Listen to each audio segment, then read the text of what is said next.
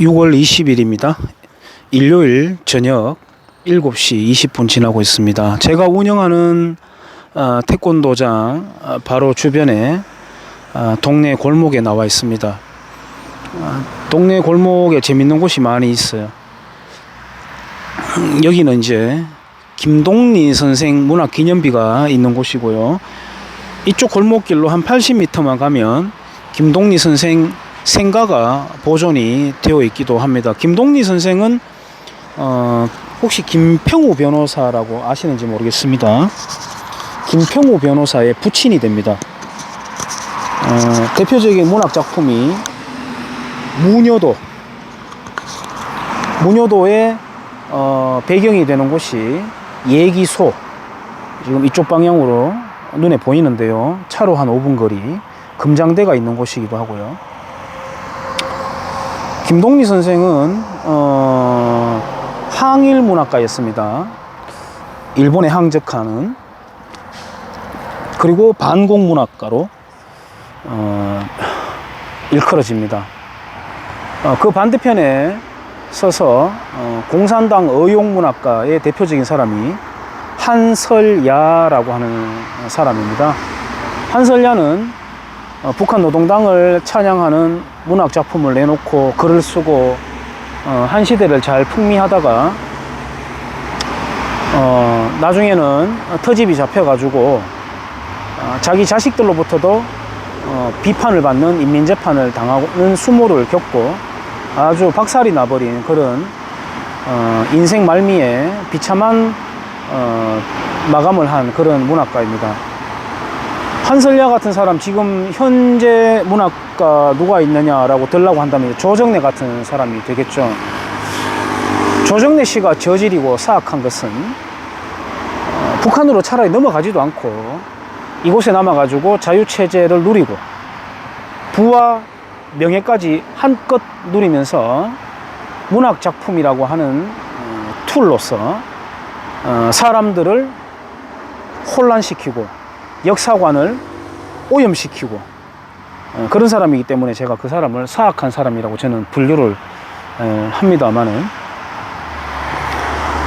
지금 거제도에서 6.25 전쟁 당시에 포로 수용소에 있던 포로들을 석방을 해버리는 반공포로 석방일이기도 합니다. 지금 며칠 동안 진행이 되었거든요. 그 석방이.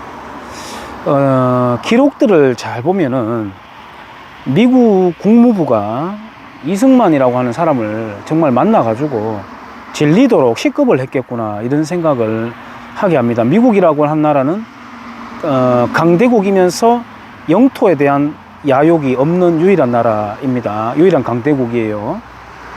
뭐 그렇게 이야기하면 또 좌익들은 그러겠죠. 야, 통상을 통해 가지고 경제적으로 종속시켜 가지고 식민지화 하는 거 아니냐, 이렇게 또 뭔가 트집을 잡을지 모르겠습니다만은, 미국과 본격적으로 통상을 해 가지고 가난해진 나라가 하나도 없습니다. 다 잘 살게 되었습니다. 미국은 어떤 나라에 혼란이 있으면은 적당히 그것을 진압을 한 다음에 좌우 합작이든 뭐든 봉합을 해놓고 그 땅을 떠나려고 하는, 그러니까 그곳에 있는 사람들의 어떤 자생력이라든지 그런 것도 있어야 되니까 완벽하게 해주지는 않아요. 밥상을 차려주지는 않아요. 뭐 지금 예를 들자면 중동 지역이 마찬가지겠죠. 이 한반도에 대해서도 좌우 합작까지도 어느 정도까지 해놓고 떠나려고 했던 그 미국을 바지가랭이 딱 잡아가지고 어딜 가려고 라고 여기에다가 앙카시켜버린 한미 상호 방위 조약을 이끌어낸, 정말 그야말로 값비싼 보험이라고 할 수 있죠. 우리 지금 시중에 좋은 보험 상품들 많이 있습니다만은 전 세계 보험 중에, 상품 중에서 그 어떤 보험이 한미 상호 방위 조약 같은 보험이 있겠습니까? 그걸 이제 만들어 놨고, 당시 이제 이승만 대통령이 북진 통일을 계속해서 이제 주장을 했습니다. 좌익들은 이제 그걸 보고 호전광이다, 전쟁광이다, 죽든 말든 계속 저거 미쳤다, 이런 식으로 이제 지금까지도 욕을 하는데요. 정전협정을 시점에 들어서서 이승만 대통령이 정전협정을 반대했던 사람이에요. 그러면서 했는 말이 뭐 어쩔 수 없이 그렇게 한다면 정전협정이라는 거, 그리고 평화조약이라고 하는 거, 이런 것들은 실은 이제 더 큰 환란을 유보하는 봉합일 뿐이다. 부디 그렇게 되지 않았으면 좋겠다라고 그렇게 예측을 했었습니다. 소름 끼치는 예측이 이제 맞아버렸고, 그 이유는 지금 북한에서 굶어 죽은 사람만 300만 명이 넘어갔다고 하고, 숙청 처형 당한 사람, 탈출하던 사람, 그런 희생자까지, 그 다음에 남한에 대한 대남 도발, 그리고 자유통일이 유보된 데 따라 가지고 잃어버린 기회비용까지 따진다면은 그 손실이라고 하는 것은 지금 당장 드러나 있는 인명피해만 보더라도 6.25 전쟁 때 남북한 군인, 민간인, 그리고 유엔군 다 합친 것보다 한 3배 정도가 더 많이 죽어버렸어요. 통일이 유보된 데 따라 가지고. 그래서 그 예측이 참 들어맞았는데, 너무 암담하게만 생각하지 않아도 될 것은, 이미 역사는 뭐 그렇게 흘러갔다 치지만은 언젠가는 북한 지역을 다시 수복을 하고 북한 주민들에게 자유통일을 할 거다, 잊지 않을 것이다, 뭐 이렇게 이제 예측을 하기도 했습니다. 물론 그것은 우리가 이제 어떤 과정을 감내해 내느냐 하는 우리 학에 달려 있는 것이죠.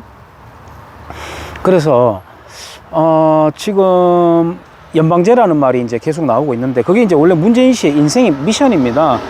실은 그게 4.19 때 3.15 부통령 부정선거를 빌미로 터져 나온 게 4.19잖아요.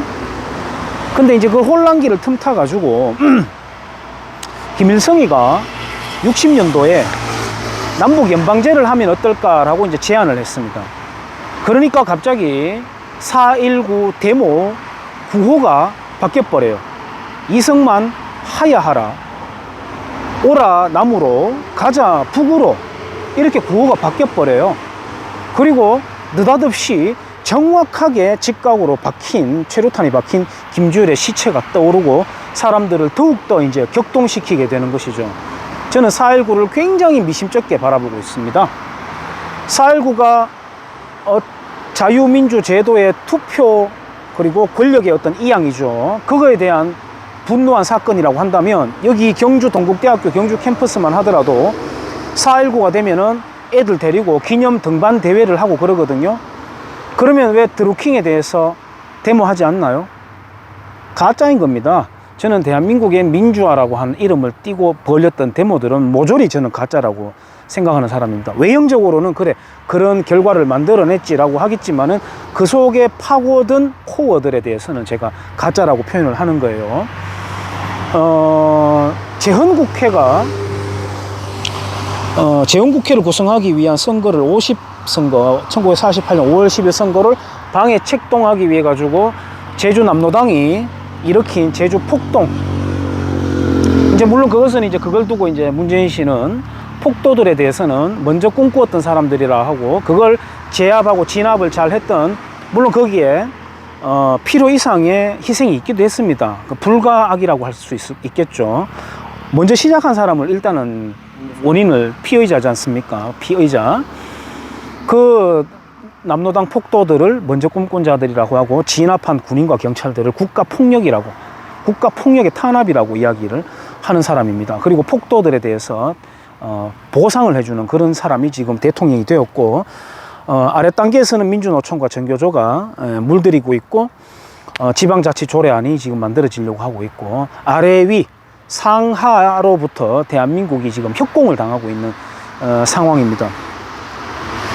재헌국회라고 말씀을 드리니까, 재헌국회 당시 국회의원의 의석수가 200석이었습니다. 김달삼이가 폭동을 일으켜가지고 제주도에 지하선거를 해가지고 조선민주주의인민공화국이 있는 북한으로 도망을 쳐버리고, 그 폭도들을 진압하는 것 때문에 선거가 이루어지지 않은 제주도에 2개의 지역구를 빼고 198석이 뽑혔습니다.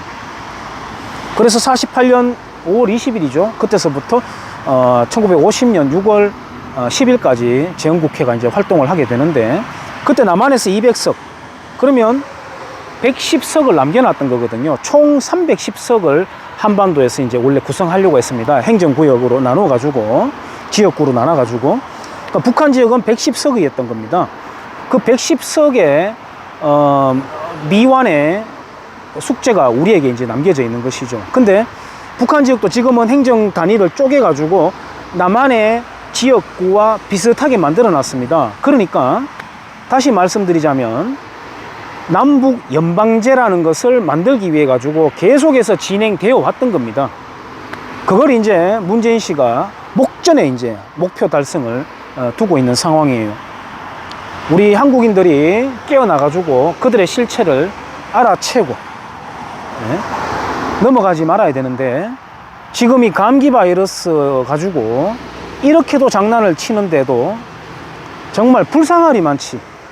개 목줄에 끌려가 질질 끌려가는 것만큼 불상할이 많지. 여태까지 끌려왔고, 이 더운 날씨에도 혼자 길에 걸어 다니면서도 마스크를 꽁꽁 써대는 이런 지금 현실감을 갖고 있기 때문에 회의감이 좀 들기도 합니다만은, 저는 언제나 한국인들의 가능성을 엿보고 있고 믿고 있습니다. 그래서 깨어날 거라고 저는 생각이 되고, 우리가 남겨져 있는 그 미션을 달성을 해서 자유통일을 이루고 난다면 세계 5대 강국이 안에는 충분히 들 거라고 생각하고, 당대 우리도 뭐 다음 세대 이야기할 것 없이 당대 우리도 누릴 수 있고 다음 세대에게도 큰 선물을 이어줄 수 있을 거라고 생각합니다. 이승만 대통령이 한미 상호 방위 조약을 선물로 우리에게 줬듯이, 우리는 이제 자유통일 국가라고 하는 것을 미션을 이뤄 가지고 우리도 누리고 후배 세대들에게 큰 선물로 전해줘야 되는, 우리가 지금 숙제를 해내야 된다고 생각을 합니다.